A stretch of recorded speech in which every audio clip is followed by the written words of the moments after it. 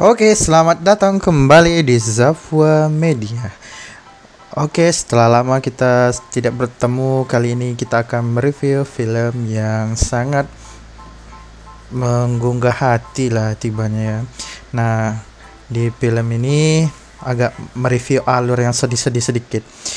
Bagaimana kamu diperlihatkan oleh seorang bocil yang tertangkap oleh penjahat. Wow, dia terjebak bersama kakaknya di penjara penjahat. Nah, di kali ini bocil ini disuruh kakaknya untuk melihat cek kondisi yang ada di kamar sekitar. Nah, pada kamar kali ini dia menemukan bahwasanya ada beberapa orang yang tertangkap dan lalu akan dieksekusi ke depannya. Tapi dia nggak, sebelumnya ini dia nggak tahu eksekusi apa yang akan menanti.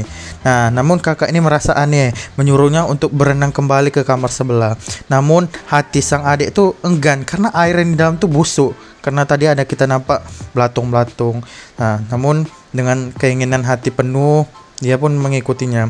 Dia ketemu dengan orang yang tertangkap di kamar sebelah. Kemudian pindah ke kamar sebelah. Dan dia balik lagi ke kamar kakaknya. Lalu dia ceritakan apa aja yang terjadi di kamar sebelah. Dan dia mengatakan di sana ia bertemu dengan orang gila yang sudah frustasi gitu sampai gila, dan dia mengatakan bahwa dia dan kakaknya akan mati dan semua yang tertangkap di penjara itu akan mati. Pembunuh setiap jam 6 akan membunuh tiap eksekusi yang ada di kamar-kamar yang dia lihat tadi. Namun ketika ingin pergi ia kaget karena tangan si korban penuh dengan rambut panjang gitu. Dan jalan di sebelah itu sudah ditutup, diblokir gitu. Kemudian dia balik lagi ke kamar kakaknya. Dia mengatakan apa yang terjadi di penjara penjahat itu. Pas jam 6 mereka berdua melihat bahwasanya benar setiap jam 6 pasti ada darah, dan dia melihat bahwasanya itu adalah perempuan yang menggunakan penghias kuku dan eksekusinya hari itu. Kemudian besoknya dia berpikir bagaimana cara keluar untuk keluar dari penjara itu.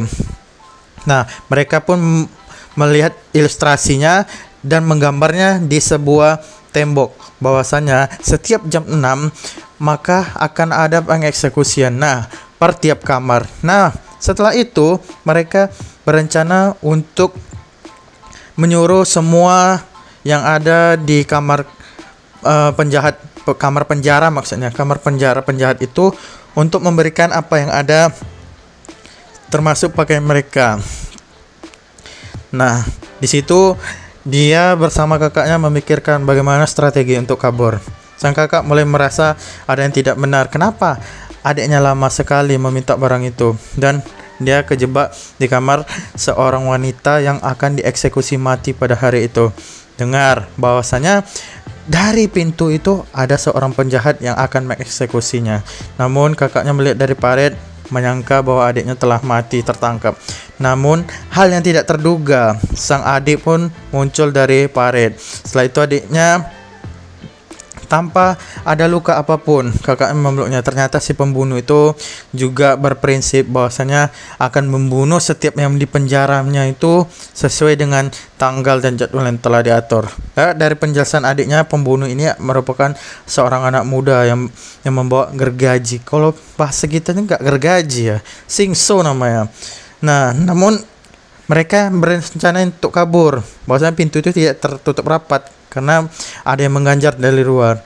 Nah, berikutnya hari demi hari berlewat dan tibalah waktunya mereka akan dieksekusi oleh penjahat. Sudah terdengar kaki demi kaki, langkah demi langkah menghampiri kamar mereka, dan sang kakak pun memulai aksinya dengan menembakkan lampu yang berada di kamarnya untuk menjadi gelap.